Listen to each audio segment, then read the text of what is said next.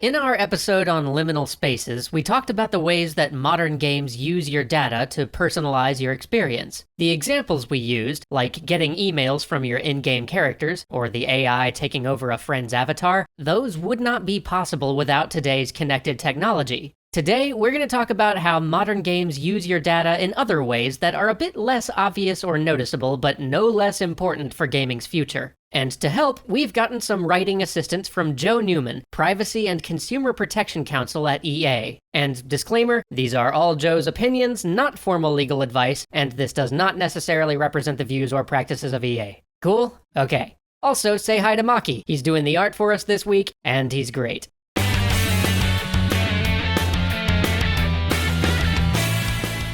Behind the scenes at almost any major developer, there's a team of engineers collecting and using player data to make the games work. Most of these data uses are unsurprising: authenticating in-game purchases, detecting cheating, identifying balance issues or glitches, stuff like that. But as tech improves and data from disparate sources gets better organized, it opens a whole new field of opportunity for developers to customize your experience, even if you aren't consciously aware it's happening. For instance, games of the future could use player data in matchmaking to consider not just your skill level, but also how seriously or casually you play, and could automatically shield you from toxic or overly aggressive players. Or future games could save you time by skipping over tutorials if you're a series veteran, recommending items or loadouts based on your playstyle, and even offering you custom discounts for in-game items or other games you might like to play. Future games could also be made more accessible by detecting when you're struggling with a specific level or task and offering personalized help, either by giving you boosts, creating specially crafted training missions, or, in some cases, even tweaking the RNG odds ever so slightly in your favor to give you a better chance of brute forcing your way to victory.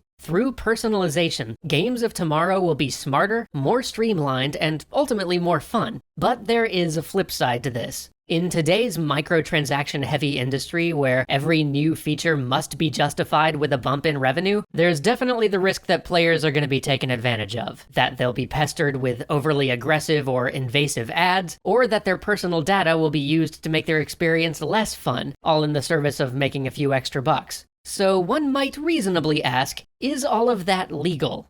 In the United States, the Federal Trade Commission and similar state consumer protection laws prevent private businesses from engaging in, quote, unfair or deceptive acts or practices in or affecting commerce. And the FTC has written a lot about consumer issues raised by big data. But then again, if unfair or deceptive acts or practices sounds kind of like a squishy legal standard to you, well, that's because it can be. To illustrate, Orbitz drew some negative criticism a few years back because they were secretly showing pricier hotel deals to customers searching their site using a Mac versus a PC. The thinking presumably being that Mac users are probably more likely to pay for the additional luxury. The Obama administration and FTC did not like that Orbitz's targeting practices were not super transparent to consumers, that is for sure. But the government was hesitant to outright say that all differential pricing is automatically illegal. After all, we are a capitalist economy here in the US, and both buyers and sellers can benefit when the market efficiently responds to demand. If a seller knows you well, understands your needs, and goes out of its way to present you with offers that it thinks you'll like, that's not necessarily hurting you. Heck, some would say that that's good customer service. But legal analysis aside for a second, as game developers, we need to tread very carefully here for a simple reason. Gamers are smart and they talk to each other. They compare their experiences on forums, they reverse engineer and min-max game systems, and they do all of that for fun.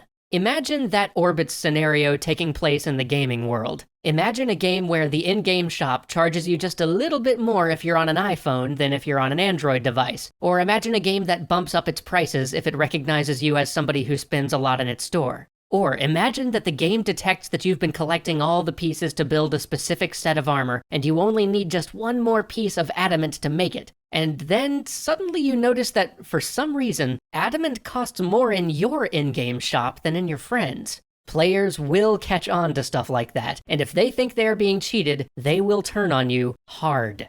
The stakes here are real. If developers don't self-regulate and keep their mechanics fair to players, the government is eventually going to have to intervene. The EU has already passed a regulation going into effect next year giving citizens the right to withdraw their consent to all behavioral targeting. Meanwhile, countries like China are already taking a direct, active role in game development, forcing game companies to publicly disclose drop rates for in-game loot boxes. We need to come to our own set of best practices for this stuff now, because otherwise, all developers, including those who aren't abusing data, are gonna get caught up in this mess. If we can figure this out, though, and keep our players' trust in the process, data-driven games have the potential to move our medium forward in some really exciting ways, making gaming more personal and therefore more engaging. Hopefully, this has given you a glimpse into gaming's data-driven future, and driven you to think a bit more about how your games get to know you as a player. But believe me, there is a lot more worth talking about here. Pretty big questions, like how do we review games or even talk about them critically when the game I experienced might be fundamentally different than the game you experienced due to personalization?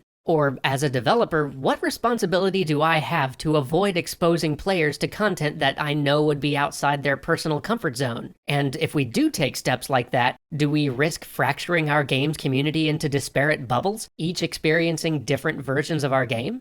And lastly, as a player, if you know that your actions are going to be tracked and potentially carry consequences outside the game, will that actually change the way you play? Would you make different choices if you felt like the game was watching you?